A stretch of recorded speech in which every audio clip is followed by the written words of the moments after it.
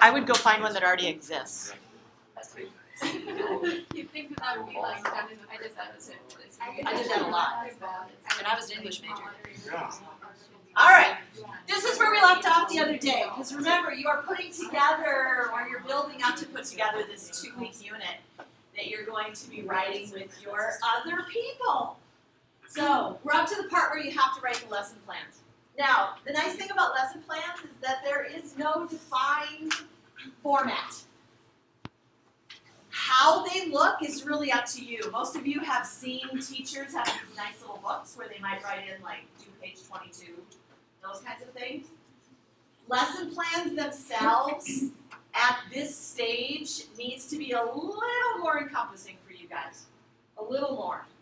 Just because you don't have as much content expertise, you don't have as much classroom expertise, and so you have to think a little bit more about how your day may go. Now, I have seen lesson plans get down to the nitty-gritty where they talk about like from 202 to 204, this is exactly what I'm going to say. In my world, that seems like a lot of wasted time because what I've seen students do is then do this. So it's 202, I have to say this. Crap, I read it too quick, now it's 203. And then they get lost. And then they lose the flow of the classroom. Having a script is not a bad thing to do, but to me a script should include nothing but questions. What questions do I want to ask during this particular class period? And I say questions because they're the toughest to come up with on the spot. All right? These are the parts that need to be included in every lesson plan.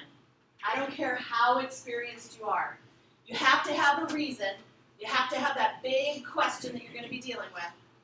You have to have measurable objectives, which means that learning and understanding are not going to be objectives here. You have to have some sort of technology integration. We're going to talk about that here in just a minute. You have to have some activities planned. Do you have to have those activities planned time-wise, like 202 to 204, they're going to stand up and move to the next chair? No, not necessarily. If you feel comfortable doing that as opposed to just saying, we're going to get into groups, you should know that's probably going to take you about 3 minutes. Okay? You also have to have some sort of lesson development. Where are you starting? How are you getting there? And how are you going to get to the end? What are you going to do during that time period? All right? Then you have to have some way of closing the lesson. I have seen lesson closures screw up more rookie and pre-service teachers than ever before, because if you have a perfect lesson, I hope it doesn't end. Now you guys are all first going out into the classrooms. PS2ers, you're out 1 day a week. You don't even think about the next day. But when you're a teacher in the classroom, you're there every day, all year long. So if you close every single day and put a stop point, what do you do the next day? Lessons transfer to the next day. So lesson closures, a lot of times are going to be, all right, we're 30 seconds until the bell rings. Do this for tomorrow, to prepare for tomorrow. Look over your notes tonight. We'll pick this up tomorrow. That doesn't mean that some of them don't close. And it might be a stop point because you're ending something. But lesson closures, for some reason, rookie and pre-service teachers all get so hung up on those closures, and you really don't. Don't stress so much about closing that lesson. And how, at the end, the student assessment, the artifacts, how are you going to prove to anybody else in the world that your students actually met your standard? How did they meet your objectives? I read an assessment statement yesterday, and the student told me that, yes, the students had met the standards because when I asked them a whole bunch of questions at the end, they knew the answers. So my question back to the student was, how do you know they didn't know those answers when you started? That's where your objectives at the beginning and your assessments at the end have to match up. You have to figure out what they know, how are you going to measure it, and at the end, how are you going to prove it? Questions on this yet? Are we ready to have some fun? All right, let's talk real quick about technology integration. So Mark Pensky is kind of the ed guru at this particular point in education, and as soon as he gets older and somebody else new comes along, that'll be changed as well. He wrote the book called Digital Immigrants. In his head, today's students are no longer the people our educational system was designed to teach. We all know that. We are teaching students who are going to be doing things that they don't even know. But I want you to think about those little first graders that you see in the grocery cart, in Walmart, in Hy-Vee, sitting at ball games or concerts, and the very first thing that their mom or dad does to keep them calm and keep them entertained is give them a device. Are you shaking your head because that's the wrong thing to do? It reminds me. How come? Tell us why. It's a way to basically like shut your kid up or distract them, I feel like, instead of, maybe giving them a physical toy to actually act stuff out, like drama play, instead of being glued to the technology screen constantly. That argument is out there. I equate it to the fact, like, when I was growing up, a lot of parents would stick their kids in front of a TV show, or Sesame Street, or The Electric Company, or something like that. But with the advent of portable TV, now they get to do that everywhere they are. You're going to find kids who are so tied to their devices they don't know what to do without them. You will. Other thoughts on that? It's a great discussion. Go ahead, Trey. I think like parents have always kind of done that. I think it's whatever the technological medium is, and it can be like easy to say like from our perspective, especially is like, oh yeah, like why are they doing that? Like what's wrong with them? But like if you're a parent, there's so many other things going on in your head, and like there's so many things that they have to do and consider. So like if you can get your kid to shut up for a little bit, or like let you do whatever you need to do business wise, like I don't know, it can be beneficial, and also it's interesting and it opens up new opportunities in the educational system, I think, too, because all of a sudden these kids have some technological ability that people just don't, like some older people don't have, but these kids are like 7 and 8 years old and can do stuff that. Oh, I'm always amazed when I'm watching like a first grader or a 5-year-old sit there and play some of those video games that I can't even figure out how to, make the player for. Go ahead. I don't know, I just think that like the modern world it's just all technology, a lot of technology based anyway. So if we try to go the other way with students now and try to keep them away from like phones and doing stuff on their phones, then we're actually kind of holding them back because they have to utilize that a lot now in like the classroom. And just because like a parent hands their kid like their phone or something, they can make it beneficial. Like there's a lot of stuff like as far as like apps and things on there that could maybe be like a reading app instead, or like just like instead of maybe playing a game on there as well, which I know a lot of people do that. Yeah. Just like give them a game and play it, but I think there's a better way. How many of you have Dr. Hales? He's got the grad cohort with Brookings High School and Brookings K-12 right now. They're doing a study this school year using Amazon's Echo in the classroom. And so those classrooms now have Amazon, they have Alexa in their classroom. So they have one, they call her Frau, she's the German teacher out there. And they have it set up so that Frau, the Amazon Alexa, is speaking French. The German teacher is teaching French. German to the students. So when the students talk to Alexa, they have to do it in German. And then they get responses back in German. So they get that particular element going on in their classroom. It's taken the kids a little while to get used to it, but Amazon, if you've got an Alexa, you know that it learns from you. It'll shape what it does for you, and so the kids, you have 30 kids in classrooms, and that Echo is now having to learn from the students as well as the students learn from the Echo. It's going to be a great result. I know that. I can't wait to read it. But can you imagine having that in your classroom? The kids no longer have to use their phone. They can just say, Alexa, convert 2 centimeters to an inch. And it'll tell you what the conversion is. Or, what's the capital of Hungary? And it's going to tell you. So it's taken the phone out of the students' hands and made it now part of the classroom. Good morning, how are you? Which is, to me, that's pretty amazing. I'm probably just as bad. The last statistic that's up there just absolutely floored me the very first time I ever read this. College students have spent twice as much time playing video games as they have spent reading. I was a reader, so to me this is really, holy cow, what are you doing? But can you believe that to be true just through your own, I don't know. But these are the kids you guys are going to be teaching. Not to mention the technology that they're dealing with right now isn't the technology you guys might have 5 years from now. That's the part that really gets me excited because I don't know what it's going to be. I had somebody in my 365 class the other day talk about how technologically advanced the smart boards were, and unfortunately I had to break the news that the smart boards are actually really old tech. Really old tech. And so I sent them in fact we're saving for it, I sent them a link to it's a desktop where the desk itself is your computer screen. Like you see on, I'm trying to think of the TV show. Hawaii Five-0 does it all the time where they've got everything on their desk and then they do this and it goes up on a big screen. I don't have the money yet, but when I get it. It's insane. Yeah. And can you imagine? I mean, if you didn't have to have that computer sitting in front of you all of the time, but your desktop itself was your computer.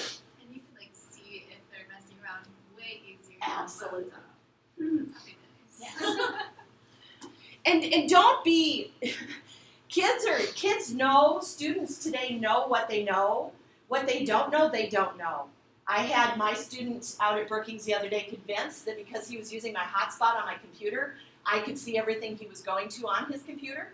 I can't, but he believed me, and so he didn't do what he wasn't supposed to do. He had no idea if I could or not, but he believed it was possible.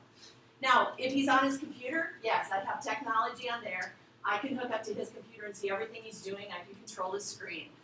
But he naturally transferred that to my cell phone, and he couldn't do it. It's amazing what they can do and how they can do it.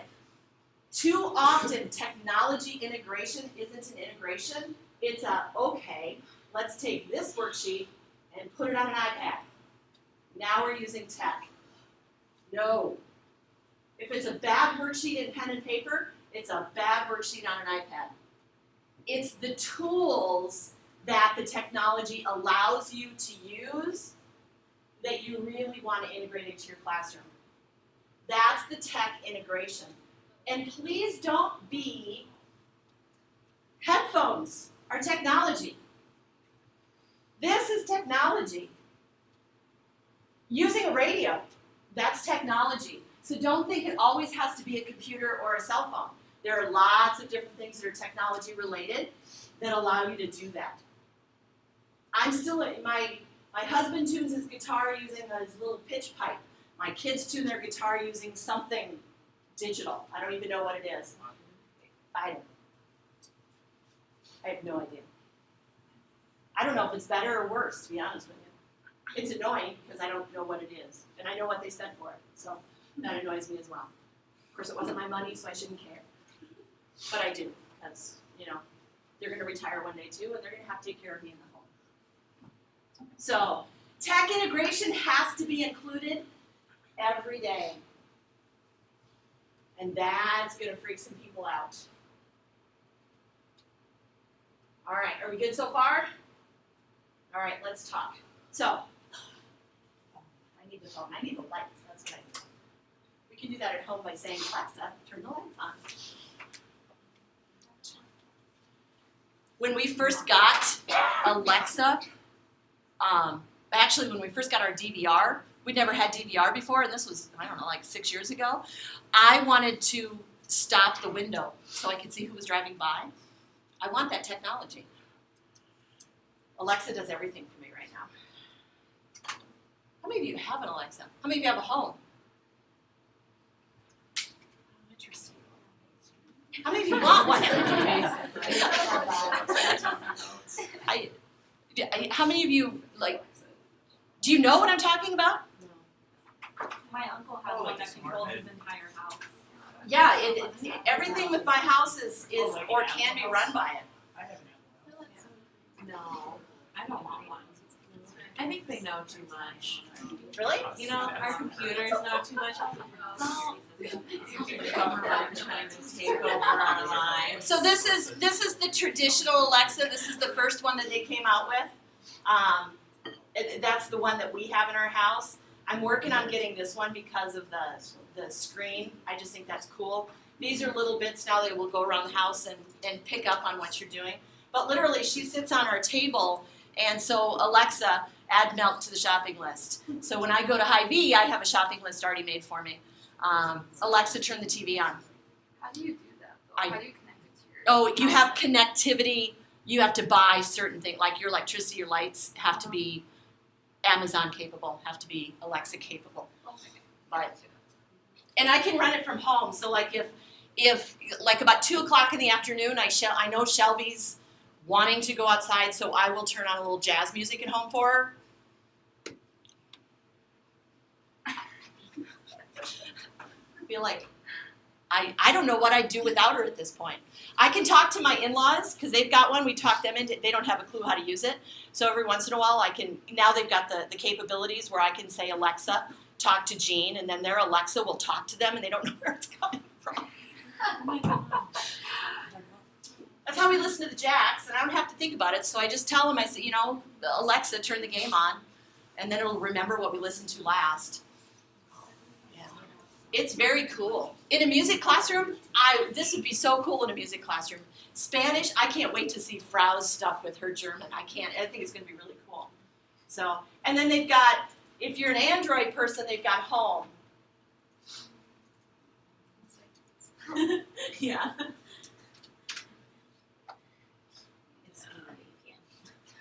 This isn't going to be as easy for me to find. Um,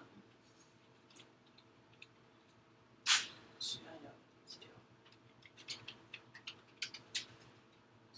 Yeah, it's not going to work either. But it's the same thing. It's white. Looks like a little vase.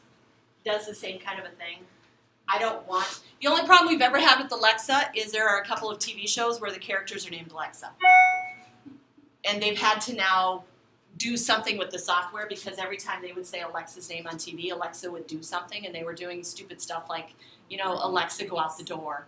And then Alexa will tell you, I don't understand. Yeah. It's like Siri, but on steroids.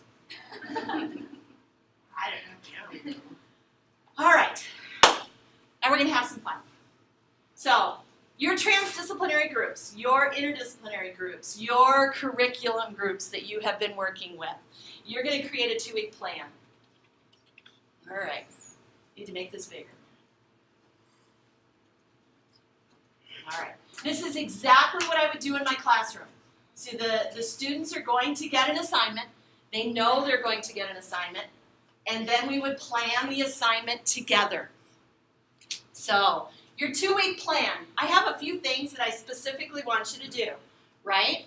I'm going to want you to turn in lesson plans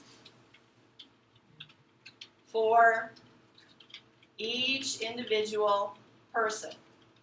Because even though you're a group, you are not creating a single lesson plan for you all to work off of. Remember, in middle school, they work in groups for the teachers, but they do not just necessarily, they don't say, all right, on Tuesday we're all doing this. On Wednesday we're all doing this.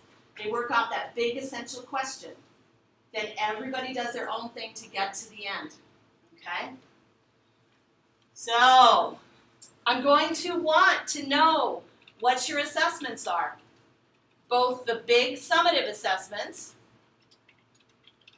and the little formative assessments. All right? And I'm going to want it to be standard aligned. And again, these have to be aligned to objectives and the assessments. And I'm going to need the objectives from you. Now, if you look at this, all of these right here are going to be encompassed in there.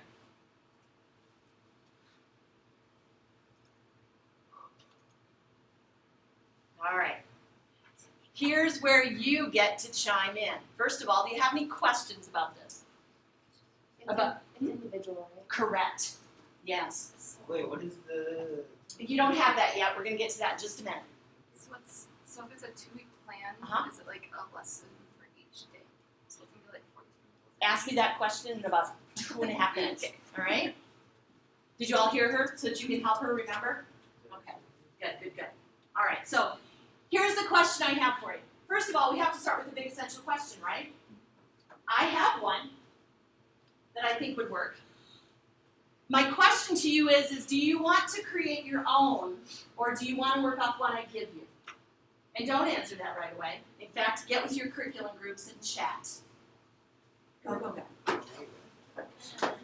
you mean curriculum? Hang on, I'll put those up again for those of you who are.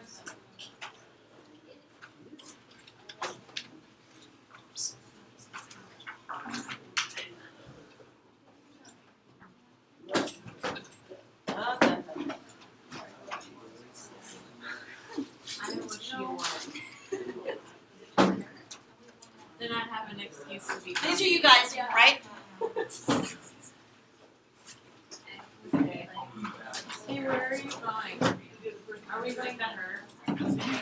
Oh, it's always such a big discussion to figure out where we sit, huh?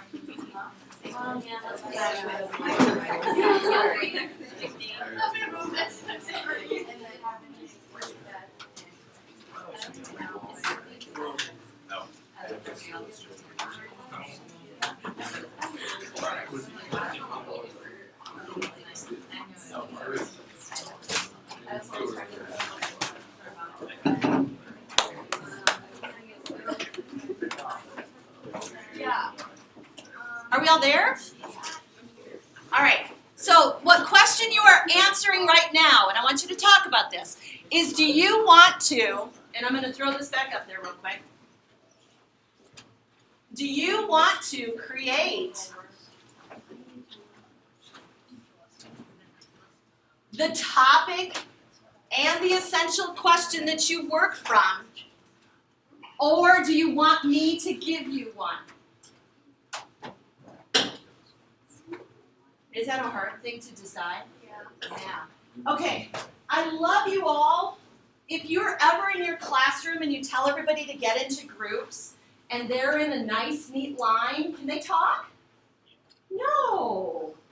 Come on. Get together and be able to talk. Nice job turning around and talking to her back there.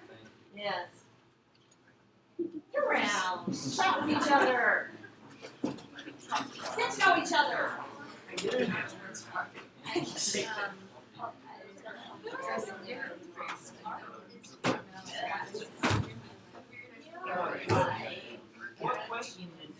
I'm not going to tell you that.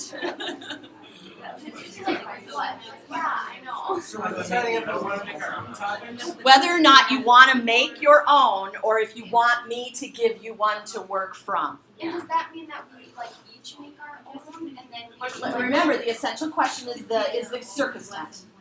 That's the big thing that your interdisciplinary group is working from. What you do for key questions underneath that is up to you and your content and your course. Same thing for her, same thing for Trevor, same thing for him.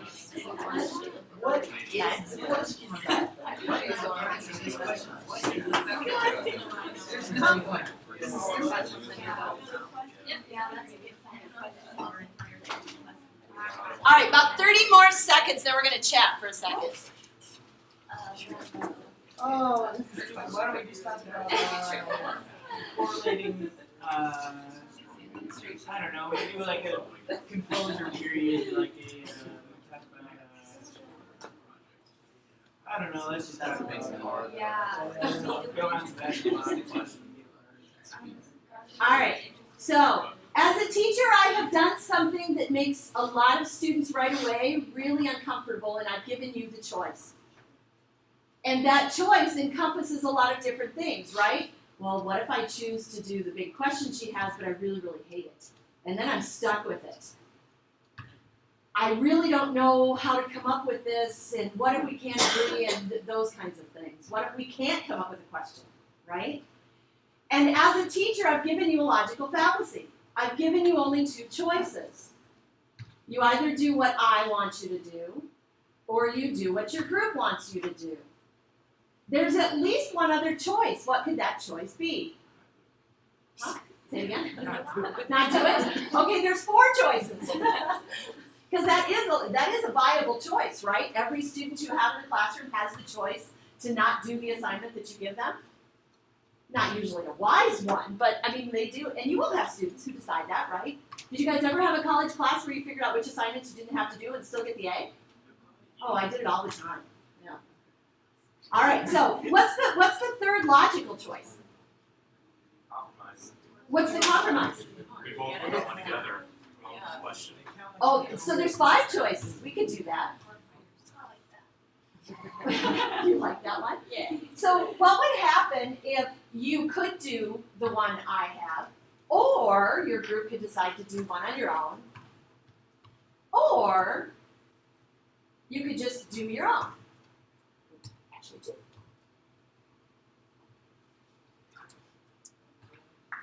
What do you think? You could do the one I have, you could do the one you choose, or you could do either of those options. Go ahead. I think this is too stressful of a decision. Is it? No. This early in the morning? I know what I would want to do. And I think Trey started to allude to it a little while ago, and he might have been talking about something else, but it said, I was the type of student who said, let me see what you got. Good morning. Did you stop the flood?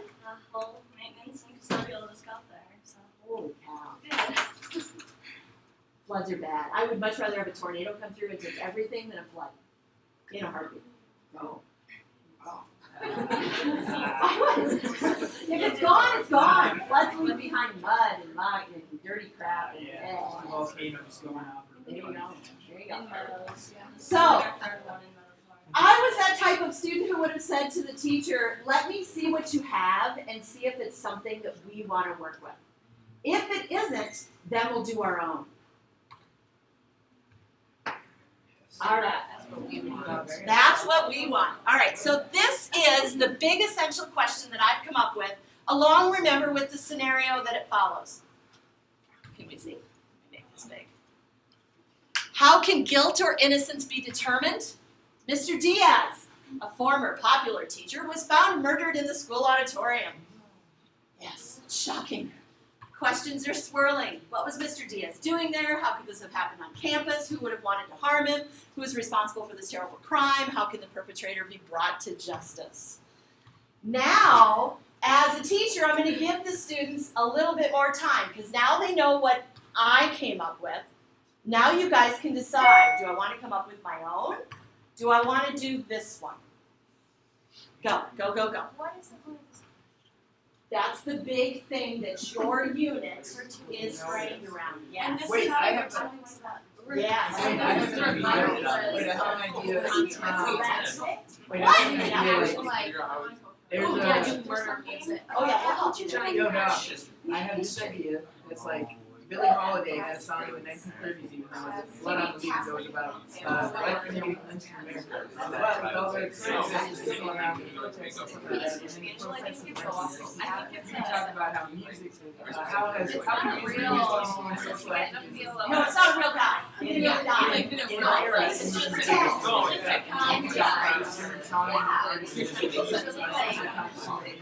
We're supposed to be active, and then we can talk about social activism. Like, if we would have included that all the way to the bottom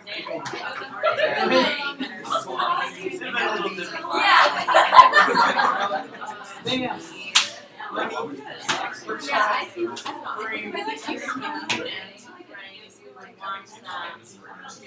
She's an artist.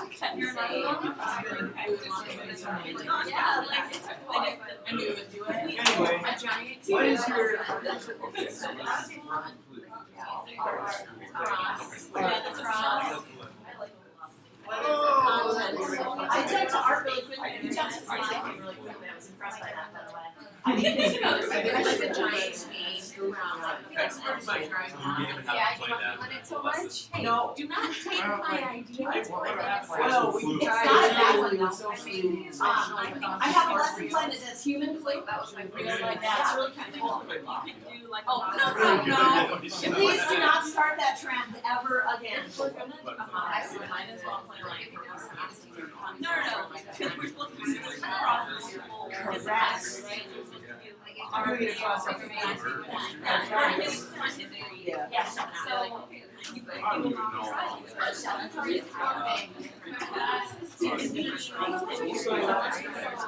Depending upon what you guys do. I'm on trial. So if somebody do that and you're not like, oh, murder trucks, if that is a big idea. You know, like, No, I've been listening to our own. whatever it is you're trying to do, but you were saying sort of title it, oh, it's kind of scenario, it's a big idea, somebody on campus, that big idea is just maybe we can get it in like, it's just they're trying to express it, so they're trying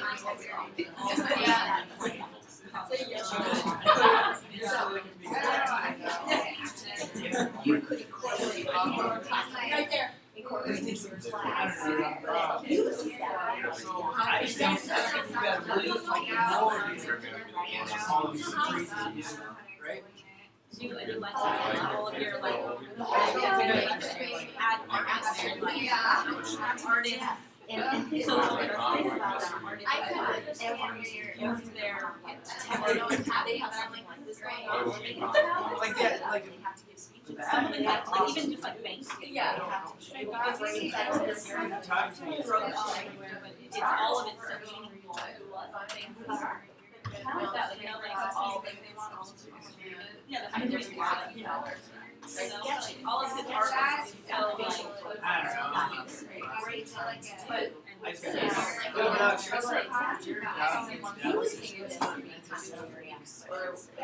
But it's, it's No, the road's it's a healthy one I to hate it. use that scenario to teach in your class, so that kids. I don't know, guys, what do you think? Really started so I do like Yeah. a format, I do like, I don't know, whatever. Absolutely, like,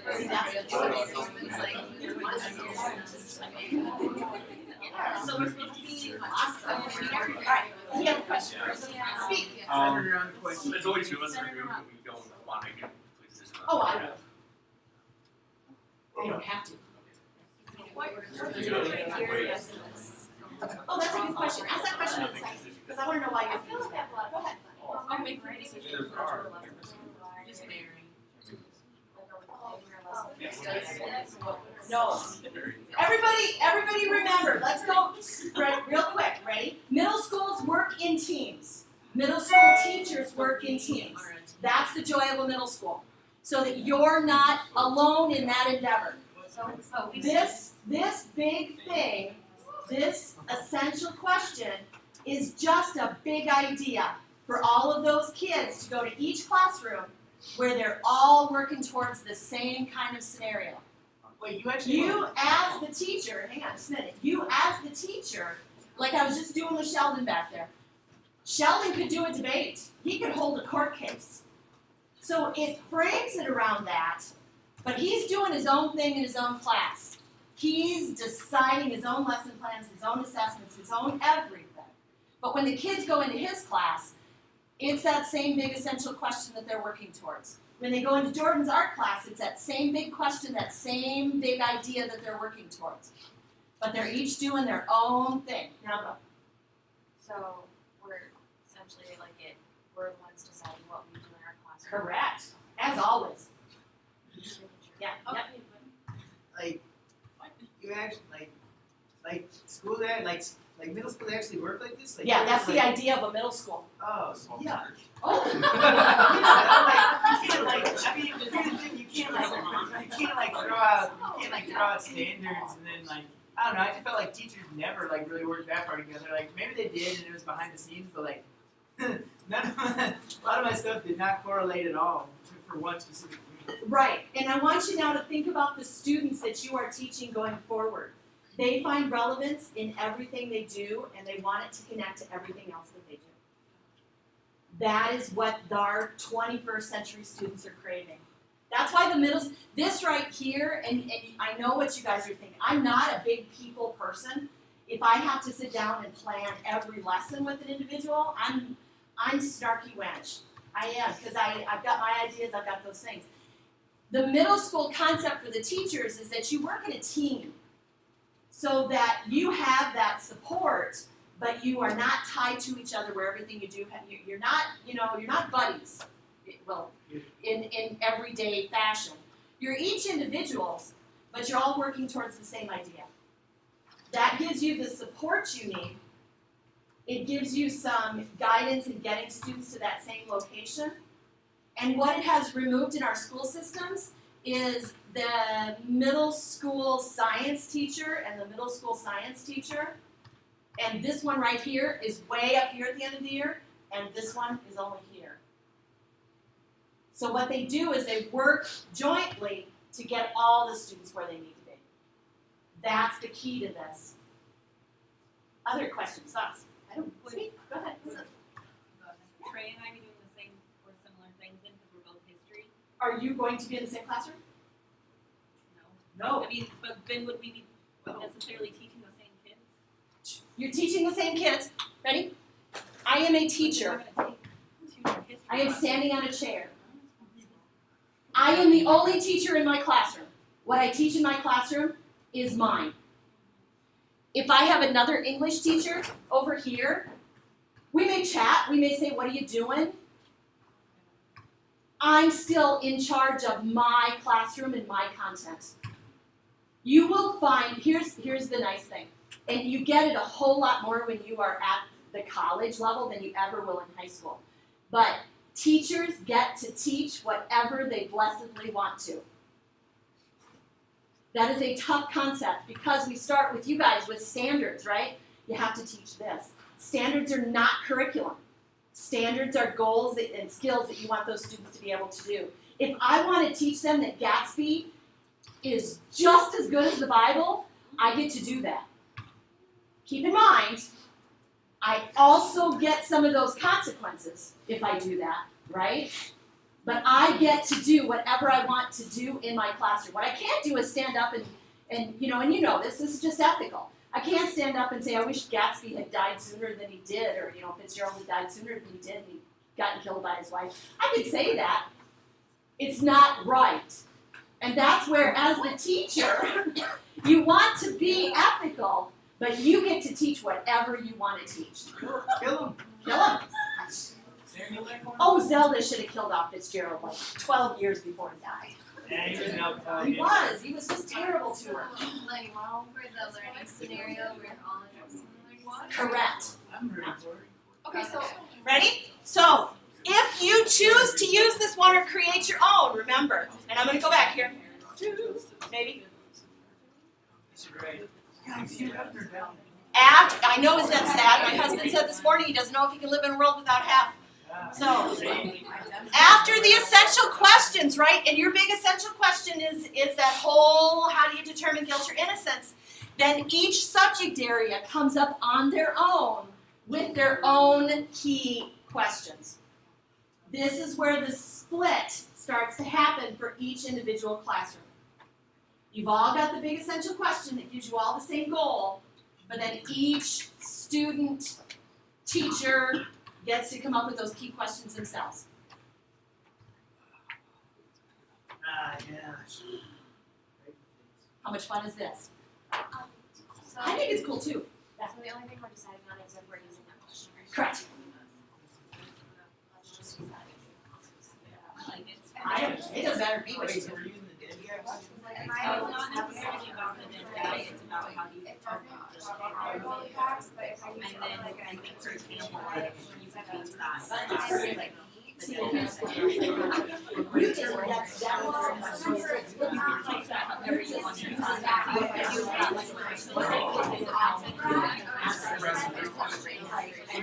gonna be teaching.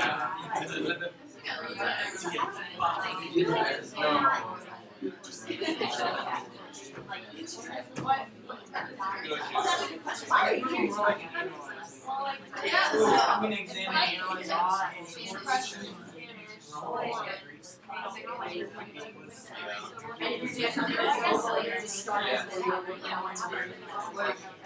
That's a really good question. Hold that thought, I'm gonna ask a really good question here, because I don't have a preference here, but you guys might, depending on how you want to plan it. Alright, so the question has been asked what time of year this is. So. With the thought behind, at the beginning of the year, some of their information that they have knowledge of, like Spanish, those kinds of things, isn't going to be as advanced at the beginning as it would be at the end, which may change the way you want to develop that idea. So, do we care? Do you want it towards the end of the year? You want it the second semester? Oh. Alright? No, that's not the middle. Okay, so I'm gonna do this. You are second semester and you are 4 weeks from their final big state standardized test. So you're working on about March. Okay? Like March 1st. Okay? Alright. Yes, ma'am. Are we meeting every day? Because some of us are special ed classes. We're going to talk about that in just a second. Are you talking about your students in your class? Like, yes. Okay. Music and art. Yeah, that's what they are every day. There we go. Alright. Yeah.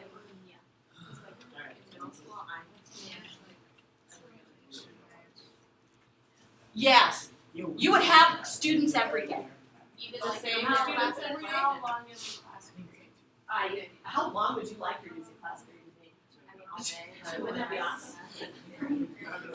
They're usually 30 to 45 minutes. So let's shoot with that. 30 minutes. Wait, is that for everyone then? No, no, You said? music. Okay. Yeah, she wanted to know Art. art. Wait, so what? Remember, art was a full class period. What did you decide? Didn't you choose whether or not it's for you? We thought we had every, Oh, are Yay. 16 students every day? Yeah. Yeah. So, that's what I think. I really like, I like block scheduling. That's the only, I had to fight really hard to get that in my school system. I'll never go back to an 8-hour day. Have your group decide that. That will determine your planning as well. And I don't care one way or the other, because if you are block scheduling, you're gonna have your 30-minute musics every day, but like a full period of art is gonna meet then every other day. And your Spanish would meet every other day. Your history would meet every other day. So you as your group decide your school. Because I don't care, but I want you guys to have the experience of the planning. If you want to plan every single day, that's good with you. If you want to plan in 90 minutes, that's good with you too. I can make that decision for you, but I feel like I kind of want you to. So for like the 90 minute, Block schedule. So like in a 2-week plan, you're going to meet Monday, Wednesday, Friday, Tuesday, Thursday. like So it's just It's every other day. Like college. Music would be every day, but it again would be a shorter. So are we making lesson plans because we're like band choir and general music? Are we making care? Lesson plans for all of them?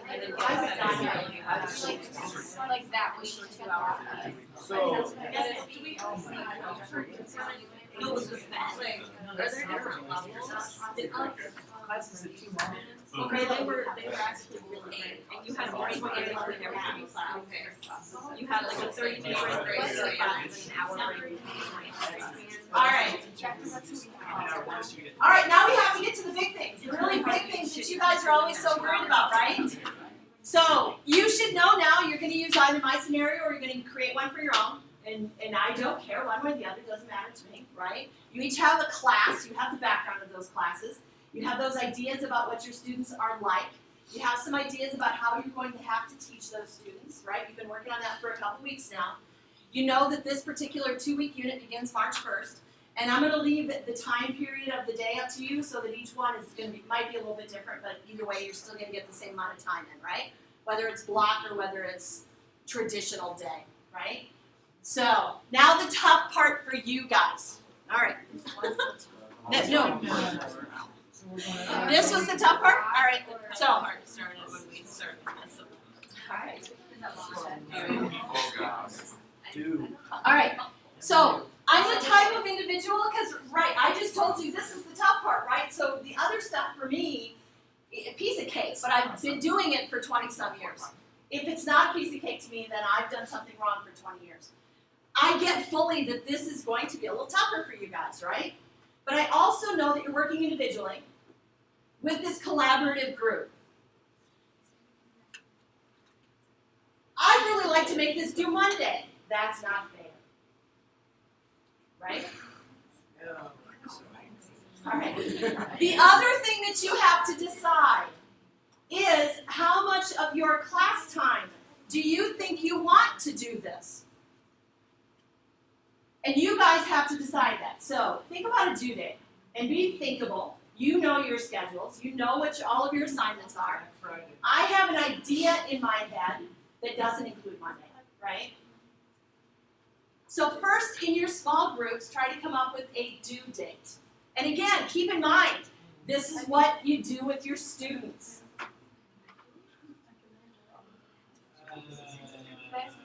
Absolutely. So we asked how many are like this right?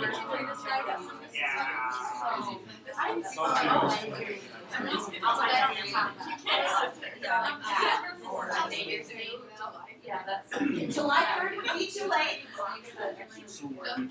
Yeah. Oh, see. Okay, somebody else asked that. Okay, ask that question again. Sheldon just asked me a question here real quick before you start planning a due date. Ready? Ready? All right, this is critical. This is important, right? So, Sheldon just asked, do I have to create a lesson plan for every single day? Wouldn't that be awesomely not smart?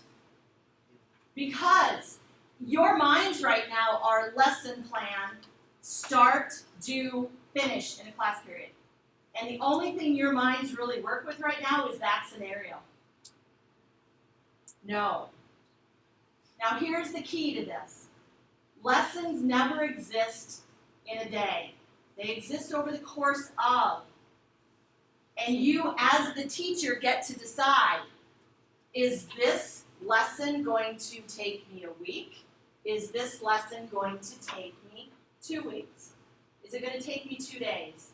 At which point in time, then we start something else that still does with this, but it's a new skill. Do I have a lesson this week that goes 3 days and one that goes 2? Do I have one that goes 10? You, as the teacher, get to decide that. In reality, you could, and I'm fearful of saying this out loud, in reality, you could have one lesson plan that covers the 2-week time period. In reality. You could have 10. You could have 4. You could have 3. Because again, who's in charge of your curriculum? You are. If we had 10, would that be like 10 different skills? That's up to you. A lot of people like to work with a skill a day. A lot of people like to say, hey, let's jump in, let's read these 10, we're going to take 2 weeks to do it. Do we have like a list of the skills that we have? That's your content. Oh, okay. Already with them. Yeah, that's your content. The impact stuff? Oh, no. Skills, like skill in the classroom. Like she needs to get them to be able to sing. Does that answer your question, Sheldon? Sheldon, does that answer your question?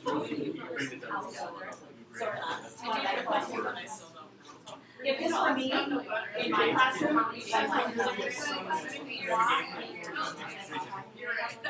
Or just using sounds like they're gonna say. And it's Monday, Wednesday, Friday. If it was one giant lesson plan, It's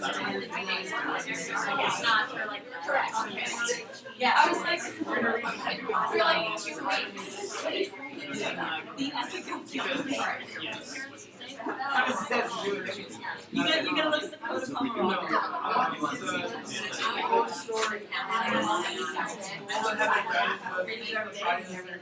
What if?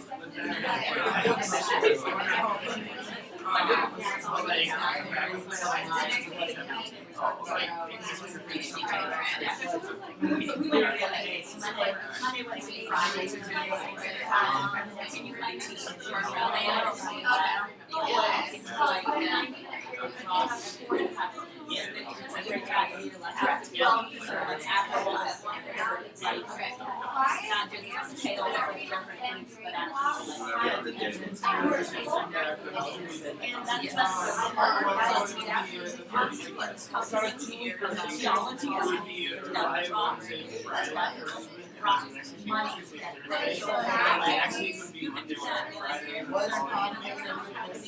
So like, Alright,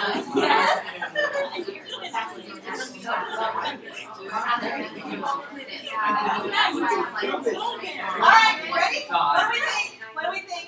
December 4th. December 4th.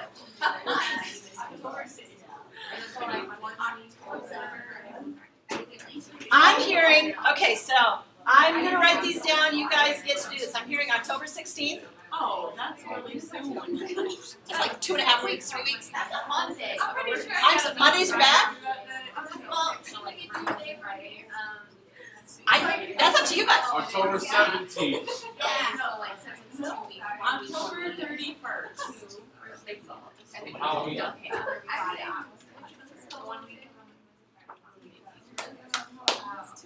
October 32nd.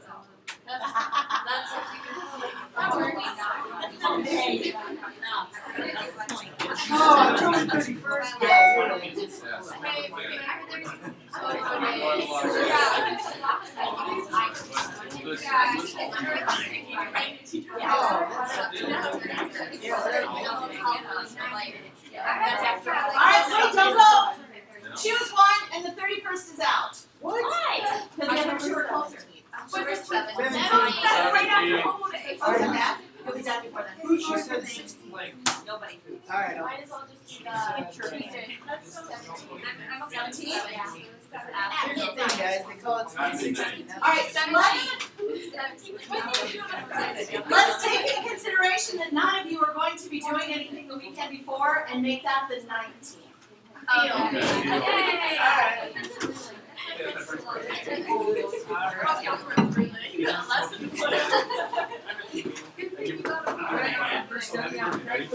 After making sure I get that out, I'm not. Yeah. Are you gonna upload that document? I am. Okay.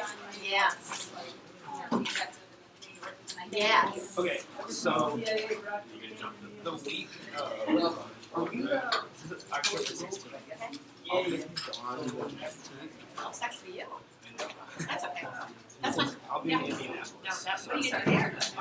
You're gonna have nowhere to be anyway. Their final band competition is out there. Awesome. The Bands of America. So they compete against like bands all over the country. Very cool. All right. Yeah, not a big deal. Okay. Not a big deal at all. Cool. Thanks. Hello, Miss Jordan. Hi, okay, so, two things. First thing is,